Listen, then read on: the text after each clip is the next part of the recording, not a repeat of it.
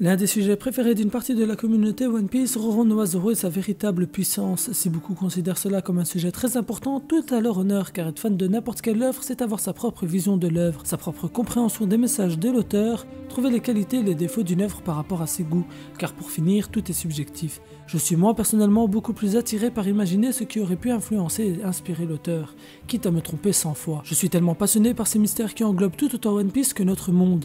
En effet, la mythologie de One Piece est très intéressante et la complexité de l'œuvre, sans incohérence, montre la qualité d'auteur d'Eiichiro Oda. Mais si on compare One Piece à beaucoup de mythologies propres à notre monde et non une œuvre fictive, on peut remarquer que Oda s'est inspiré des plus grandes nations tant de fois pour créer cet univers d'une richesse infinie. C'est pour cela qu'avec le temps, je me suis éloigné de pas mal de types de théories sans jamais critiquer ceux qui faisaient des vidéos power-up, puissance, etc. Je trouve cela même très intéressant et pertinent de voir que chacun a sa propre vision du manga, que pour finir, faire une théorie est juste un signe de partage et de sa passion avec d'autres passionnés. Chacun réunira autour de lui ceux qui pensent comme lui, ceux qui voient en One Piece les mêmes qualités et qui attendent la même chose de l'œuvre. Ce n'est pas pour autant que je n'ai jamais parlé de power-up, j'ai déjà fait des vidéos qui ont été très bien reçues et que j'ai adoré faire. D'ailleurs aujourd'hui je me lance sur la puissance de Zoro, un personnage trop apprécié pour ne pas être attendu au tournant. Et à une petite théorie à vous proposer depuis 4 ans, je pense qu'il est temps de la mettre à l'écrit, puis en vidéo et de vous la partager comme n'importe quel passionné et fan de l'œuvre. Avant de commencer, je t'invite grandement à laisser le pouce bleu et à partager un maximum la vidéo, c'est très important pour la reprise de la chaîne, je te remercie grandement. Même si pour la plupart des fans il est inutile de présenter Zoro, laissez-moi quand même vous faire un petit récapitulatif de ce personnage emblématique et charismatique. Roronoa Zoro, épéiste et anciennement chasseur de primes, est le second de l'équipage des Mugiwara, le bras droit de Luffy et officieusement le vice-capitaine. Son rêve de devenir le meilleur épéiste du monde est un rêve indépendant de celui de son capitaine, mais complémentaire dans son ambition. Le rôle de Zoro est bien plus important que de simplement être une force majeure de l'équipage, car bien sûr il est le deuxième personnage le plus puissant des Mugiwara après son capitaine. Zoro a déjà démontré son rôle au sein de l'équipage lors de l'arc Water 7 et Enies Lobby avec le cas d'Usopp. Oda a complété ce dernier à l'aide des SBS où il nous explique que Zoro se charge de la sécurité du navire la nuit par exemple. Depuis qu'il a promis à Luffy de ne plus jamais perdre après sa défaite face à Mihawk, Zoro n'a jamais perdu lors d'un combat contre un épéiste. Mais qu'est-ce que Oda nous réserve pour ce personnage tant populaire et emblématique, préféré au capitaine par une certaine partie de la communauté? Alors qu'il montre une puissance infinie et bien supérieure à ses Nakama, outre Luffy depuis l'ellipse, quelle est sa réelle puissance et quelles sont ses limites? Depuis l'ellipse, nous n'avons pas pu assister encore à une mise en difficulté réelle pour Zoro, ce dernier est tout le temps au-dessus de ses adversaires. Ce qui veut dire qu'on n'a pas encore vu de quoi il est réellement capable. Oda aime montrer la réelle puissance de ses personnages lorsqu'ils sont dos au mur, incapables de faire marche arrière, comme nous avons pu le constater avec Luffy qui utilisera ce Gear Force pour la première fois face à Doflamingo. Luffy aura donc jugé inutile d'utiliser ce Gear face à Hody. Et ce n'est pas nouveau, Oda a toujours fonctionné de cette manière, comme le démontre l'arc Enies Lobby ou les autres versions du Gear Force durant l'arc Whole Cake Island. Ce mystère pousse à laisser croire que Zoro serait plus fort que Luffy. Personnellement, je ne suis pas de cet avis car Luffy a dû user de ses ultimes techniques car il était face à des adversaires redoutables que Zoro n'a pas encore croisés sur son chemin. Certes, Zoro aura battu Pika avec une aisance incroyable, mais personne ne peut comparer Pika qui ne faisait que fuir Zoro à Doflamingo, Crackers ou Katakuri. C'est pourquoi nous n'avons pas pu voir ce dont Zoro est réellement capable.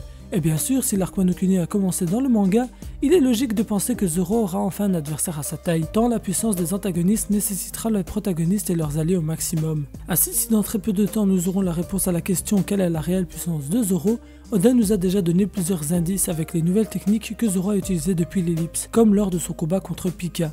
Une technique dévastatrice qui aura raison de Pika dans sa forme la plus puissante et redoutable. Et si plus tôt j'ai dit que Pika ne valait pas Doflamingo, ce qui est logique, cela ne veut pas dire qu'il est à sous-estimer. Si beaucoup l'ont déjà remarqué, les noms des techniques de Zoro sont inspirés du bouddhisme, de l'hindouisme et du shintoïsme. Ces trois religions se partageant pas mal de choses à ce niveau-là. En effet, lorsque Zoro utilise sa technique Sanzen Sekai, les 3000 mondes, le chiffre n'a pas été choisi aléatoirement. Le principe des 3000 mondes en un instant de vie, ou Ichinen Sanzen, est l'un des principes les plus profonds du bouddhisme, formulé par le grand maître Tiantai sur la base du Sutra du Lotus. Il offre une vision synthétique de la façon dont se manifeste une vie individuelle dans ses multiples facettes et potentialités. Et je pourrais faire ça avec une dizaine de ces techniques, mais là n'est pas le but, vous aurez compris ce que je veux dire jusqu'ici. Si beaucoup pensent que Zoro est maudit à juste titre, ayant détenu un sabre maudit depuis Lockdown, il y a une connotation très intéressante autour de cette dite malédiction qu'on aurait pu entrevoir à Enies Lobby pour la première fois, lorsque Zoro utilise le Kyutoryu l'art de combattre à 9 épées contre Kaku. Kaku verra d'ailleurs un démon se former autour de Zoro, mais pas n'importe quel type de démon, un Ashura nommé par Zoro lui-même. Les Ashura étant les divinités malveillantes et le total opposé et ennemi des Shura, divinités dans le bouddhisme. Zoro utilisera d'ailleurs après l'ellipse la technique Rokudo no Tsuji à la croisée des 6 chemins qui font allusion aussi chemin et monde dans le bouddhisme encore une fois. Le Jigokudo, la voie des enfers, le Gakido, la voie des Oni affamés, le Shikushodo, la voie des bêtes sauvages, le Ashurado, la voie des Oni belliqueux ou des Ashura, le Ningendo, la voie des hommes, et le Tenjokai, le monde céleste. Et c'est le sujet de cette théorie. Je pense que Zoro, après un entraînement acharné durant les 2 ans de l'ellipse, a maîtrisé les 6 voies là où avant l'ellipse, il avait juste réussi à entrevoir celle des Ashura, l'Ashurado. Zoro utilisera le Sanzen Sekai amélioré pour couper Pika lorsque ce dernier est géant, et pour ce faire, il fait une incantation. Par la réunion des milliers de moments de chaque vie qui forment 3, il n'y a rien que je ne puisse trancher.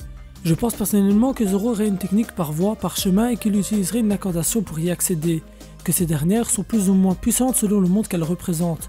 Le Ningendo serait le plus faible et le Jikokudo ou le Tenjokai le plus puissant. Le Ashurado représenterait bien évidemment le monde qu'il aurait entrouvert lors de son combat contre Kaku. Avec une maîtrise du haki et de meilleurs sabres, il accéderait au monde supérieur. J'imagine que la technique utilisée contre Pika appartenait à celle du Ningendo, le monde des humains. Cela se rapporte toujours aux 3000 mondes en un instant de vie pour l'être humain, et il maîtrisait déjà le Sanzen Sekai dès le début du manga. Il s'agit donc du monde de base pour Zoro d'où il tire la plupart de ses techniques. Ce qui a attiré mon attention et qui m'a donné l'idée, c'est Rokudo Mukuro, un personnage de Hitman Reborn, un manga que je conseille à tout le monde. Rokudo Mukuro est un illusionniste, il crée des illusions en rapport avec les 6 mondes bouddhistes et un œil qui réfère au numéro du monde. Cela m'a fait penser à Zoro qui a perdu un œil et utilise des techniques ayant les mêmes références. Et voilà, c'est la fin de cette mini-théorie. Le sujet aurait été pertinent pour une théorie plus complète, mais j'ai décidé de le faire dans un format plus petit, pour laisser plus la place à la discussion en commentaire. À toi de compléter la théorie dans l'espace commentaire ou d'y trouver des contre-arguments. J'espère toutefois que la vidéo t'a plu, si c'est le cas, je t'invite à laisser le pouce bleu et à partager un maximum la vidéo. Si tu n'es pas encore abonné, je t'invite à t'abonner et à activer la cloche pour ne pas rater mes prochaines vidéos. C'était Ryuzaka, El Psy Konguru.